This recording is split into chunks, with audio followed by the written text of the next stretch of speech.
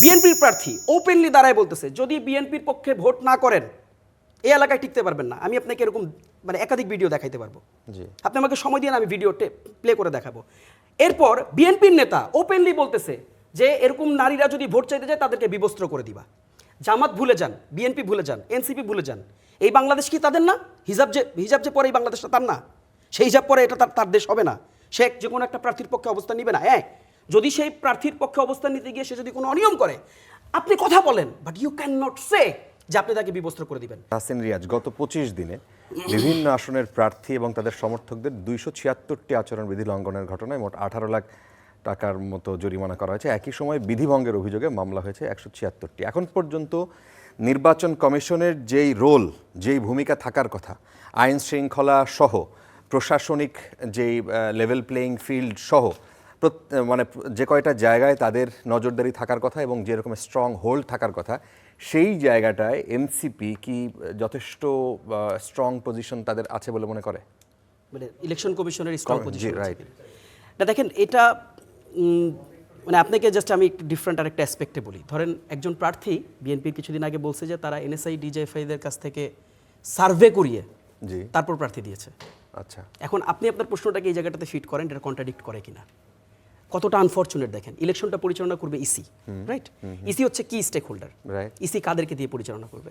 আইন শৃঙ্খলা বাহিনীদেরকে দিয়ে পরিচালনা করবে, আমাদের প্রশাসনিক যে উইংগুলো আছে তাদেরকে দিয়ে। দেখেন এই কমেন্ট কিন্তু আমার না, একজন প্রার্থীর কমেন্ট। একটা প্রার্থী বলতেছে যে তাদের প্রার্থী সিলেকশনের সার্ভে করানো হয়েছে এনএসআই ডিজিএফআইদেরকে দিয়ে। আচ্ছা, এখন আমি যদি আপনাকে প্রশ্ন করি, ধরেন আমি আপনাকে খুব নিরপেক্ষভাবে যদি জানতে চাই যে আপনি এখন বলেন যে এখানে আইন শৃঙ্খলা বাহিনীর যদি এই পজিশন থাকে তাহলে ভোট কি আসলে ভোটকে নিয়ে সংখ্যায় থাকার সুযোগ আছে কিনা? আছে না।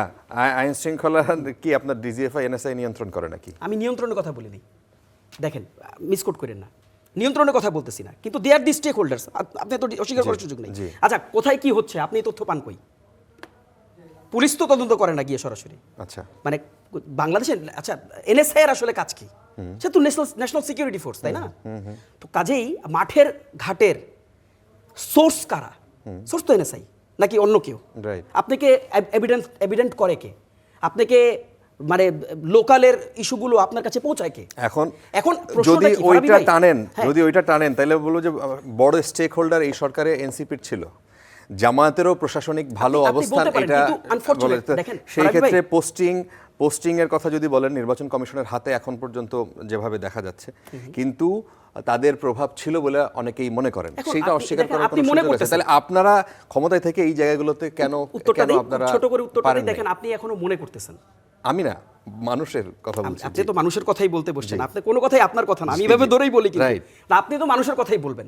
দেখেন আপনার যে এভিডেন্সটা কিরকম? আপনার এভিডেন্সটা হচ্ছে হইতে পারে, হওয়ার সম্ভাবনা আছে মনে করতেছি, আর আমি আপনাকে একেবারে একটা প্রার্থীর মুখের কোট করতেছি। কোনটা শক্ত আপনি আমাকে বলেন। আমি একটা কোট করলাম, একটা বিএনপির একজন প্রার্থী এই কথাটা বলছে, এটা শক্ত না, হইতে পারে হাইপোথিসিস সত্য। ক্লিয়ার, একদম ভেরি ক্ল্যারিফাইড একটা পজিশন আমি আপনাকে দিচ্ছি। কাজী দেখেন, প্রশ্ন করার সুযোগ আছে, কিন্তু আমরা আস্থা রাখতে চাই, স্টিল আমরা আস্থা রাখতে চাই। আমরা বিশ্বাস করি যে 5 আগস্টের পরের এই বার্ডেনটা বিএনপির জন্য একটা বিগ বার্ডেন।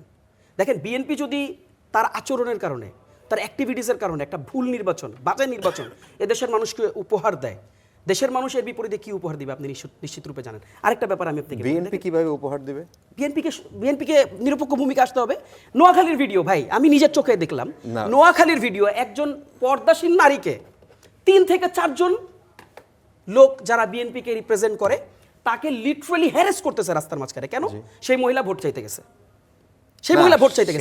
এই ঘটনা আমি আপনাকে বলি, আপনি থামেন না, আমি কয়েকটা ঘটনা ব্যাক টু ব্যাক বলি। বিএনপির প্রার্থী ওপেনলি দাঁড়ায় বলতেছে যদি বিএনপির পক্ষে ভোট না করেন এই এলাকায় টিকতে পারবেন না। আমি আপনাকে এরকম একাধিক ভিডিও দেখাইতে পারবো, আপনি আমাকে সময় দিয়ে আমি ভিডিও প্লে করে দেখাবো। এরপর বিএনপির নেতা ওপেনলি বলতেছে যে এরকম নারীরা যদি ভোট চাইতে যায় তাদেরকে বিবস্ত্র করে দিবা। জামাত ভুলে যান, বিএনপি ভুলে যান, এনসিপি ভুলে যান, এই বাংলাদেশ কি তাদের না? হিজাব যে পরে এই বাংলাদেশটা তার না? সেই হিসাব পরে এটা তার দেশ হবে না? সে যে কোনো একটা প্রার্থীর পক্ষে অবস্থান নিবে না? হ্যাঁ, যদি সেই প্রার্থীর পক্ষে অবস্থান নিতে গিয়ে সে যদি কোনো অনিয়ম করে আপনি কথা বলেন, বাট ইউ ক্যান নট সে যে আপনি তাকে বিবস্ত্র করে দিবেন। শুধু তাই না, আপনি ইসির ভূমিকার কথা বলতেছেন তো, দেখেন টিআইবি বলতেছে কি, টিআইবি বলতেছে হচ্ছে বাংলাদেশে যে বিএনপির 59% প্রার্থী হচ্ছে ঋণ খেলাপি। জি, এবার আমার কথা না ভাই, টিআইবির কথা। প্রথম আলো কি বলতেছে দেখেন, প্রথম আলো বলতেছে যে মোট ঋণের পরিমাণ 18,868 কোটি 52 লাখ টাকা। এই যে এই 59-এর মধ্যে এই টাকাটা সীমাবদ্ধ।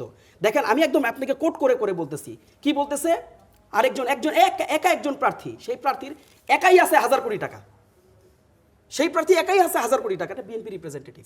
কাজে দেখেন বিএনপির সদিচ্ছার প্রশ্ন কেন তুলতেছি, ওই যে সাইদ আব্দুল্লাহ ভাইরা বলে না বারবার বিএনপি বড় দল বড় দল বড় দল বড় দল, তো এই গুণগান আপনি নিজে ক্রেডিট নেবেন, কিন্তু আপনি ক্রেডিট নিতে গিয়ে আপনি মানে ফার্স্ট স্লটে থাকবেন, কিন্তু ডিসক্রেডিট যখন হবে সেটা নেওয়ার জন্য আপনি ফার্স্ট স্লটে থাকবেন না। এই যে 91% ডিসক্রেডিট নিচ্ছেন না টিআইবির, কাজে দেখেন এটা সদিচ্ছার প্রশ্ন। বাংলাদেশের মানুষ এই ইলেকশনটাকে ভালো একটা ইলেকশন হিসাবে দেখতেছে, মানুষের মধ্যে এক্সাইটমেন্ট আছে। আমরা কিছুদিন আগেও যখন মানে প্রচার প্রচারণা শুরু হওয়ার আগেও কিন্তু আপনারা এই প্রশ্নটা আমাদের কাছে করতেন যে ভাই এক্সাইটমেন্ট কই, মানে আনন্দটা কই, ফুর্তিটা কই, এখন তো হচ্ছে। মানুষ প্রচার প্রচারণা করছে, মানুষ রাস্তায় নামতেছে, মানুষ ভোট চাচ্ছে। কাজেই দেখেন আপনাকে একটা ভালো নির্বাচন দেওয়ার জন্য আপনাকে প্রচন্ড রকম অ্যাক্টিভ হইতে হবে, প্রচন্ড রকম আপনি যে লোকালে আপনি কন্ট্রোল করতে পারছেন। আমরা বলছিলাম না তারেক রহমান আসার পর একেবারে ড্রামাটিক চেঞ্জ হয়ে যাবে। আনফরচুনেটলি তারেক রহমান তো দেশে এখন আছেন, কিন্তু দেশের লোকাল লিডারশিপ এখনো তো তার মুখে লাগাম দিতে পারেনি, সে তো উল্টাপাল্টা কথা বলে বেড়াইতেছে। আচ্ছা, কাজে ওই উল্টাপাল্টা কথা যদি বন্ধ না করে এটা তো হবে না। আপনি শেরপুরে একটা লোক মারা ফেললেন, সারাদিন ধরে আপনি প্রচার করলেন, সেখানে বিএনপির একজন লোক নাকি মারা গেছে, ওমা পরের দিন আইসা সে লোক বলতেছে ভাই আমি মরি নেই, আমি বাইচাছি, তারা নাকি আবার বহিষ্কারও করছে। আমি জানি না ডাটা সঠিক কিনা, তারপরে শুনলি নাকি তাকে বহিষ্কারও করছে।